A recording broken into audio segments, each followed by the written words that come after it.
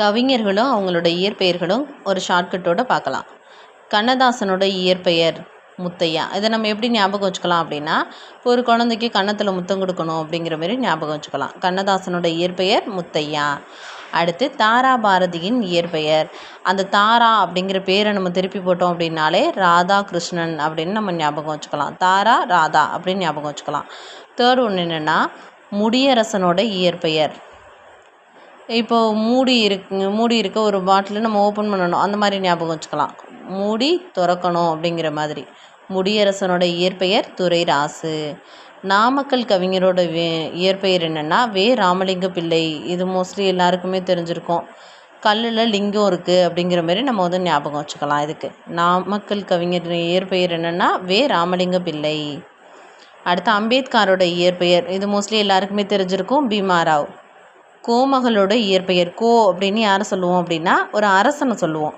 இப்போ அரசனோட பொண்ணை வந்து என்ன சொல்லுவோம், இப்போ ஒரு ராஜ குடும்பத்தில் இருப்பாங்க இல்லையா, அதனால் ராஜலட்சுமி அப்படிங்கிற மாதிரி ஞாபகம் வச்சுக்கலாம். அயோத்திதாசரோட இயற்பெயர் காத்தவராயன். இதை நம்ம எப்படி ஞாபகம் வச்சுக்கலாம் அப்படின்னா, இப்போ ஒரு அடிபட்டுடுச்சு ஐயோ அப்படின்னு கத்துவோம் இல்லையா, அப்படி ஞாபகம் வச்சுக்கலாம். அயோத்திதாசரின் இயற்பெயர் காத்தவராயன். அடுத்து காளமேக புலவரோட இயற்பெயர் வரதன். இதை எப்படி ஞாபகம் வச்சுக்கலாம் அப்படின்னா, இப்போ நல்ல காலம் வருது அப்படிங்கிற மாதிரி ஞாபகம் வச்சுக்கலாம். அடுத்து சுரதாவின் இயற்பெயர் ராஜகோபாலன். இதெல்லாம் கொஞ்சம் நம்ம மனப்பாடம் பண்ணிக்கிற மாதிரி தான் இருக்கும். தமிழ் அழகரோட இயற்பெயர் சண்முக சுந்தரம். அதுலேயே அழகு அப்படிங்கிற வார்த்தை வந்துருதா தமிழ் அழகரில், சண்முக சுந்தரம், அதில் முகம் வந்துருதா அழகான முகம். இப்போ சுந்தரம், சண்முகம் இந்த மாதிரி இதெல்லாம் வந்து அழகுக்கு தானே குறிக்கிற பேராக சொல்லுவோம், அதை வச்சு ஞாபகம் வச்சுக்கலாம். பாரதியாரோட இயற்பெயர், பாரதிதாசனோட இயற்பெயர் மோஸ்ட்லி எல்லாருக்குமே தெரிஞ்சிருக்கும். பாரதியாரோட இயற்பெயர் சுப்பிரமணியன்.